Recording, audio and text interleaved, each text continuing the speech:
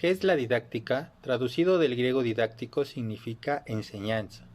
La didáctica es una teoría general del aprendizaje. Esta es una parte característica de la pedagogía, que estudia las leyes del proceso general de educación y entrenamiento en la formación. La didáctica es una rama de la ciencia pedagógica que revela los fundamentos teóricos de la educación y la formación en su forma más general. La didáctica revela patrones, principios de enseñanza, tareas, el contenido de la educación, formas y métodos de enseñanza y aprendizaje, estimulación y control en el proceso educativo, característicos de todas las materias en todas las etapas de formación. La didáctica estudia las leyes y aspectos específicos de la educación y la formación en educación general, vocacional, secundaria especial, educación superior y otros sistemas educativos. El objeto de la didáctica es el proceso de aprendizaje. La asignatura es una autopsia de las leyes del proceso de aprendizaje, el estudio del sistema de relaciones, alumno, material del alumno, profesor alumno, alumno, otros alumnos. La didáctica es una ciencia que aparece en el año de 1657, cuando un pedagogo protestante llamado Juan Amos Comenio lanza un libro denominado Didáctica Magna.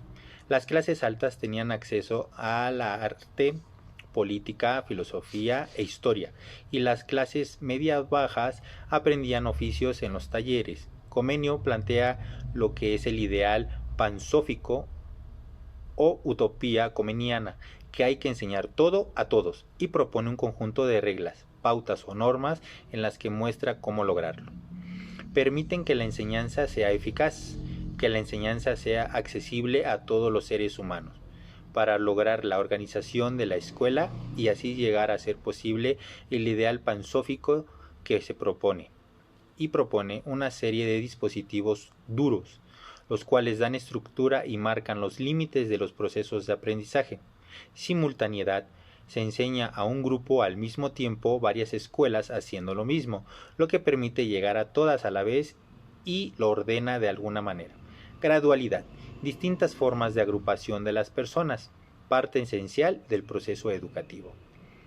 Alianza: contrato de confianza implícito entre padres y docentes. Es importante el tema de control y vigilancia, es decir, que los maestros controlan al grupo de alumnos, directivos controlan al grupo de docentes, supervisores controlan a directivos. Eso es bueno. En el siglo XIX aparece la figura de Herbart, quien compartía la idea de didáctica de Comenio, pero consideraba que la educación se debía realizar siguiendo pasos en vez de reglas, como se decía anteriormente. Por esta razón, se centra en la instrucción. En este periodo, la didáctica es de corte humanista o tradicional, ya que se centra en el derecho del hombre de aprender. Nos vamos un poquito por ahí del siglo XX y se empieza a preocupar la psicología y la didáctica por el niño. Antes no había conceptos de cómo aprende el niño.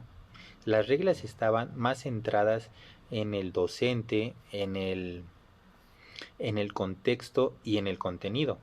Pero aparece Jean Piaget, que es el primero que estudia la evolución del pensamiento del niño y su desarrollo. Pasa a ser muy parecido a lo que es la psicología evolutiva de hoy. Como consecuencia de la investigación del niño, surge el movimiento La Escuela Nueva. Autores que creaban experiencias de aprendizaje. Algunos de estos son de Crowley, Freinet. Crearon diferentes propuestas de enseñanza que tenían que ver cómo se tenía que organizar la escuela basados en el descubrimiento de la psicología del niño.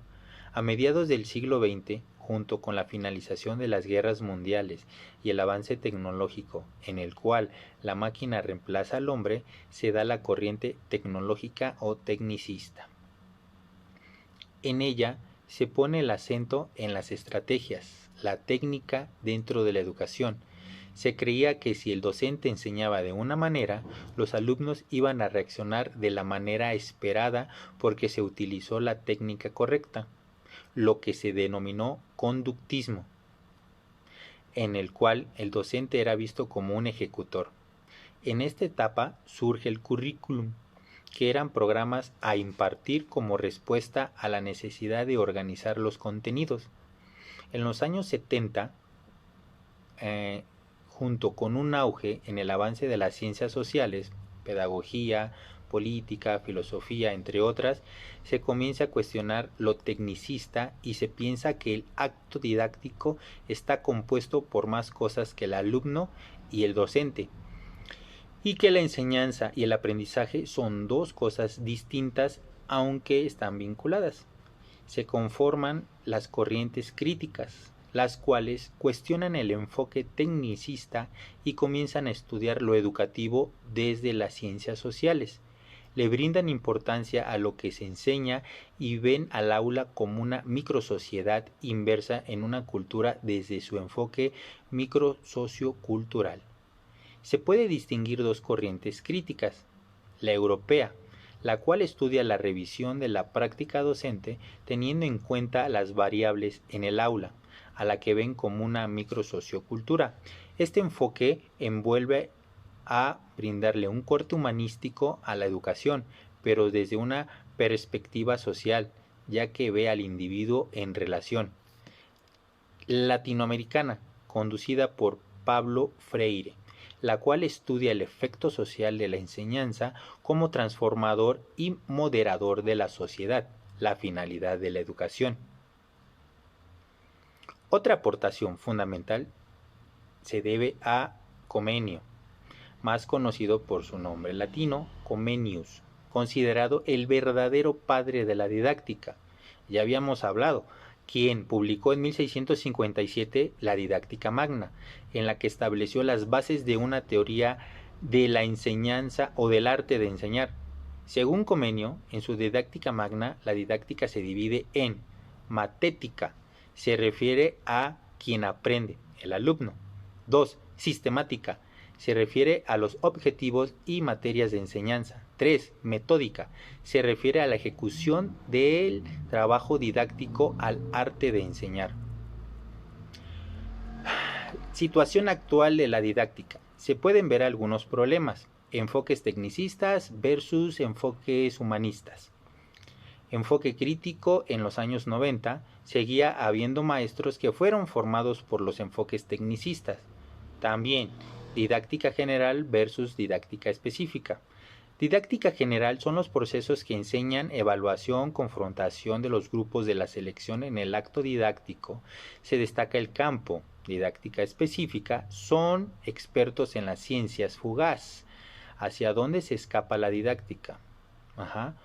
Mucho de la investigación es la fuga hacia las megateorías en vez de producir conocimiento acerca de la didáctica sobre aquello que tenía que abarcar, hacia las teorías diafragmáticas. Las didácticas especiales se basan en un tema propio de la ciencia y no del desarrollo de la ciencia. Heredera y deudora de otras y deudoras de otras ciencias. Recibió y no construyó. Tomó algo de alguien y no le devolvió nada. Tomó de la pedagogía, de la psicología, de la sociología, de la filosofía, entre otras. La didáctica tiene que darle algo a esas ciencias para llegar a ser productora de conocimiento en el nivel requerido. Si para unos el desafío consiste en definir el objeto de estudio de la didáctica como ciencia única, para otros el problema es más complejo, porque argumentan la presencia de la didáctica general y de las específicas o particulares. La formación del profesional en el objeto del estudio de la didáctica, solo que la didáctica general se ocupa de la concepción, estructuración y desarrollo de dicho proceso en su expresión más amplia, y las especiales o específicas de lo mismo, pero a niveles de ciencia, tecnología o artes particulares. La didáctica general tiene como objeto de estudio la dimensión común de la enseñanza, y las específicas o las especiales las interrelacionan como la dimensión de lo contenido de la enseñanza. Otros autores, por ejemplo, González, habla de la didáctica específica como la ciencia que integra la educación y un área del conocimiento escolar. Las asignaturas de manera concreta y de la general, como la ciencia que se ocupa de la educación como fenómeno integrador del proceso formativo. Desde estas posiciones se les atribuye a la didáctica responsabilidades que corresponden a una ciencia como la pedagogía, ciencia de la educación y por lo tanto concentrada en la compleja dinámica, dialéctica y heterogénea manifestación integral del proceso educativo y todos sus componentes, y a disciplinas como las metodologías específicas particulares, esenciales y vinculadas a la exigencia de cada ciencia. La didáctica de la educación concretas como la universitaria, la más mencionada desde esta perspectiva, pudiera mencionarse entonces la didáctica primaria, secundaria, del bachillerato y otras. Para mejor comprensión de los procesos que intervienen en el aprendizaje, Quirós divide el aprendizaje en 4 procesos. Se trata de la supervivencia y adaptación de las especies a los cambios ambientales y es lo que conocemos como aprendizaje sensorial. El aprendizaje a través de otras personas, costumbres, culturas y comportamientos sociales están involucrados en este proceso. 3. Implica el uso de símbolos que permiten la transmisión y la recepción del conocimiento a través del lenguaje oral y escrito. 4. Implica la habilidad de pensar con símbolos verbales y formular diferentes y nuevos patrones de comunicación creativa. Aquí está implícito todos los procesos de aprendizaje y su funcionalidad, el cual se va complejizando en la medida que seamos capaces de resolver tareas y problemas cada vez más complejos. También hablaremos sobre el papel del docente respecto a lo que vamos avanzando. Por ejemplo, en la época prehispánica lo tenían considerado como un guía sabio, prudente y amable, a quien se le profería respeto de acuerdo a los anales de Cuautitlán. Para la historia prehispánica del centro de México, en el códice Chimalpopoca era definido como el maestro de la verdad, que ayudaba a otros a desarrollarse, les abría sus oídos y los iluminaba. Era visto también como un maestro de guías que confortaba corazones de todo aquel que se acercara a él. Época colonial.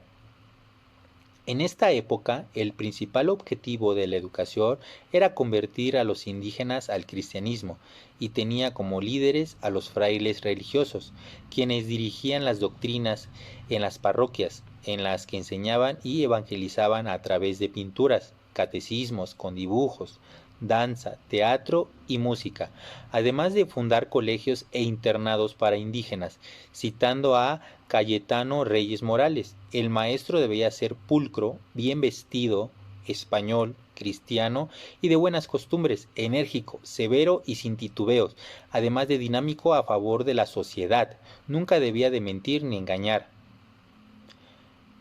Eso es bueno. También, la educación positivista en México fue visible a finales de 1870 con la adaptación de los principios fundamentales del positivismo: amor, orden y progreso. El objetivo era inculcar una visión científica del mundo con la intención de que el alumno se explicara los fenómenos naturales de manera racional. Al mismo tiempo, y por la gran cantidad de epidemias y enfermedades, se agregó el tema de la higiene en la educación.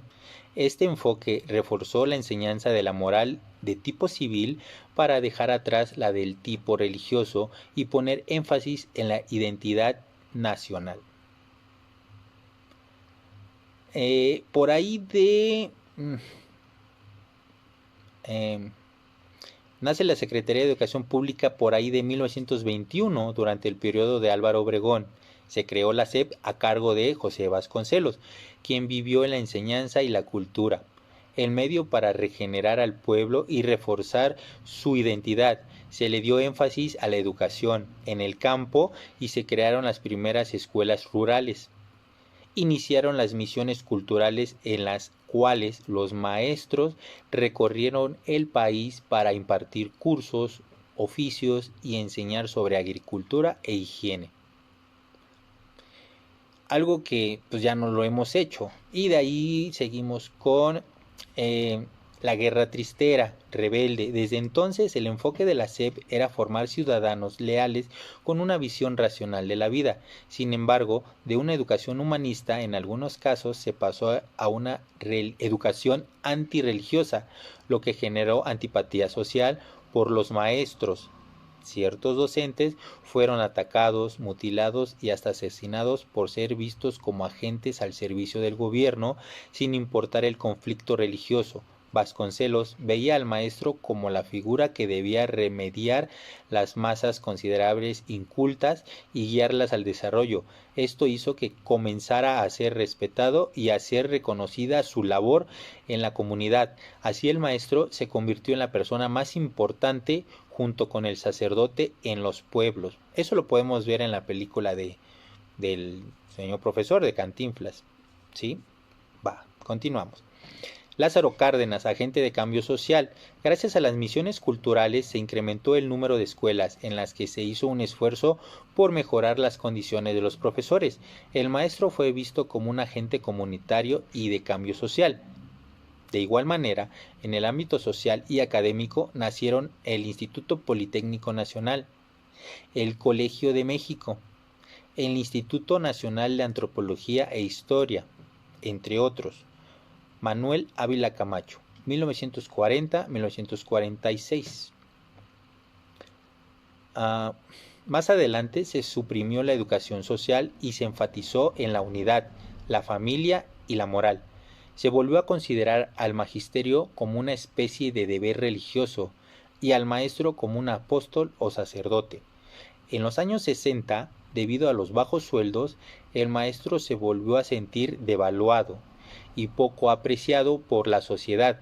Una parte de esta lo definió como perezoso, sin tomar en cuenta las condiciones en las que laboraba. Por ahí del inicio de los 90, se pensó que el maestro retomaría su valor y su papel si se mejoraban sus condiciones de trabajo, al hacer énfasis en su preparación y actualización. Hoy aún los maestros se enfrentan a diferentes desafíos y múltiples tareas. Deben transmitir el conocimiento, tener un alto compromiso para continuar capacitándose, dado que vive en un mundo de constante cambio, y deben combatir la brecha generacional. La enseñanza es una actividad realizada conjuntamente mediante la interacción de tres elementos: un profesor o docente, uno o varios alumnos o discentes, y el objeto del conocimiento. Según la concepción enciclopedista, el docente transmite sus conocimientos al o a los alumnos a través de diversos medios, técnicas y herramientas de apoyo, siendo él la fuente del conocimiento y el alumno un simple receptor ilimitado del mismo. El aprendizaje es el proceso de adquirir conocimiento, habilidades, actitudes o valores a través del estudio, la experiencia o la enseñanza. Dicho proceso origina un cambio persistente, medible y específico en el comportamiento de un individuo y, según algunas teorías, hace que el mismo formule una construcción mental nueva o que revise una previa. La relación que existe entre los términos enseñanza y aprendizaje es que la misma es una relación simbólica. Al maestro enseña al alumno, aplica toda su capacidad para que el alumno aprenda. El alumno aprende porque pone en juego sus habilidades cognitivas, entre ellas está el aprendizaje. Este proceso de enseñanza-aprendizaje se da en todas las escuelas. Se prepara mejor al maestro para lograr un éxito en las enseñanzas de los alumnos. El hombre es un ser eminentemente sociable, no crece aislado, sino bajo el influjo de los demás y está en constante reacción a esa influencia. La enseñanza resulta así no solo un deber, sino un efecto de la condición humana, ya que es el medio con lo que la sociedad perpetúa su existencia. Por lo tanto, como existe el deber de la enseñanza, también existe el derecho de que se faciliten los medios para adquirirla. Para facilitar estos medios se encuentran como principales protagonistas el Estado, que es quien facilita los medios, y los individuos, que son quienes ponen de su parte para adquirir todos los conocimientos necesarios en pos de su logro personal y el agradecimiento de la sociedad. Las actividades están inmersas en los procesos didácticos y contribuyen al logro de las competencias, a la construcción de los aprendizajes, en este caso los alumnos, a favorecer la función mediadora del docente. Las actividades didácticas son una herramienta de apoyo importante dentro del proceso de enseñanza-aprendizaje, ya que permiten que exista una interacción entre el docente y los alumnos. Estas actividades permiten que los alumnos participen y pongan en práctica los conocimientos adquiridos, logrando que se genere un aprendizaje significativo. Deben ser valiosas, significativas y que tengan sentido para los actores educativos, apropiadas o adaptadas a las características de los alumnos, abarcar más de un objeto de aprendizaje, promover la participación del alumno, la planificación de las actividades didácticas, deben estar centradas en la interacción entre los contenidos. La interacción entre el docente y el alumno. Es importante que las actividades se adapten a los objetivos y contenidos de la clase y a las características y necesidades de los alumnos. Los elementos que debemos de tener presentes para diseñar una estrategia didáctica son los siguientes. Ubicación. Define el nivel de estudios, carrera, asignatura, especialidad, etc. Participantes. ¿A quiénes está dirigida? Grado escolar, nivel educativo. Lugar. Describe el espacio de intervención, escuela, aula, laboratorio, patio, empresa, sala de cómputo. Tiempo. Tiempo en qué hora y minuto que se dedicará a la estrategia. Estrategia general.